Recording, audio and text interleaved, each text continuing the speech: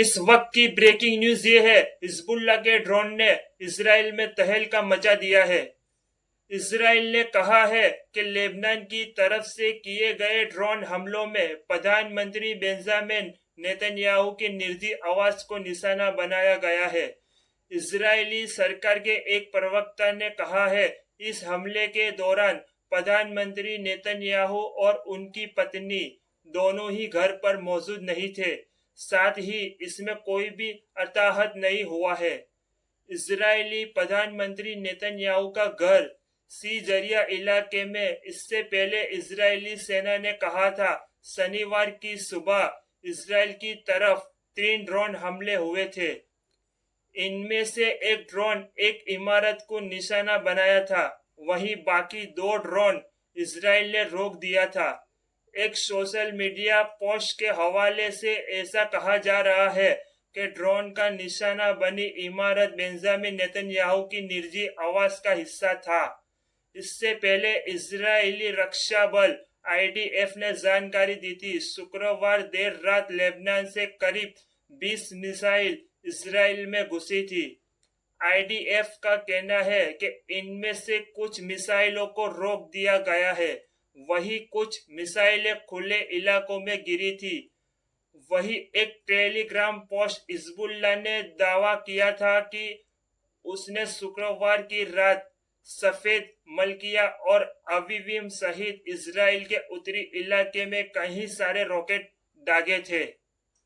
इस हमले के बाद ईरान का पलटवार हुआ। Ayatollah Ali Khamenei Yahya Sinwar की मौत के बाद कहा, हमास जिंदा था और जिंदा ही रहेगा।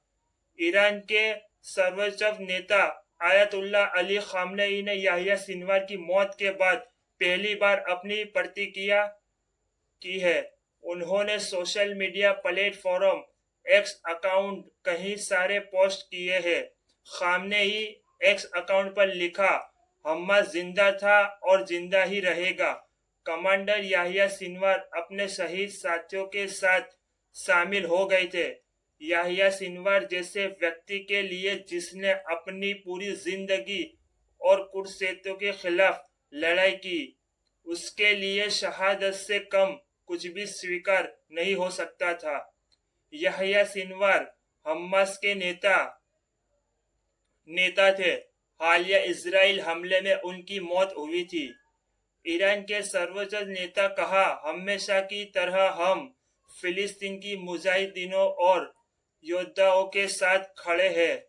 मैं हमारे भाई याह्या सिनवार की शहादत पर उनके परिवार, उनके साथियों और ईश्वर से मांग कर रहा जिहाद के लिए समर्पित सभी लोगों को बधाई देता हूं और इस शक्ति के लिए अपनी संवेदना व्यक्त करता हूं। खामनेई ने कहा कि याह्या सिनवार की मौत रजिस्टर्ड फ्रंट के लिए दुखद है, लेकिन शेख अहमद यासीन फातेही, सफाफी रतीसी और इस्माइल हानिया के बाद भी ये मोर्चा रुका नहीं और याह्या सिनवार की मौत के बाद भी ये आगे बढ़ेगा।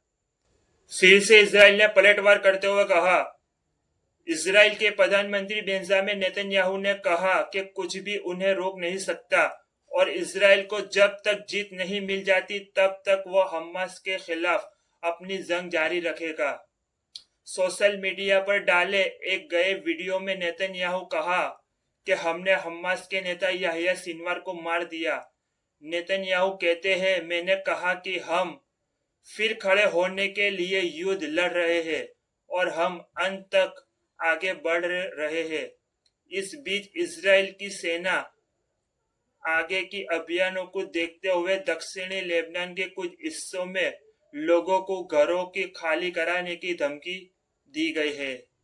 जी हाँ दोस्तों, याह्या सिनवार की शहादत के बाद खालिद मेसाल हमास के नए प्रमुख बने हैं। फिर मिलते एक नई रिपोर्ट के साथ, तब तक के अपना ख्याल रखें। अल्लाह हाफिज।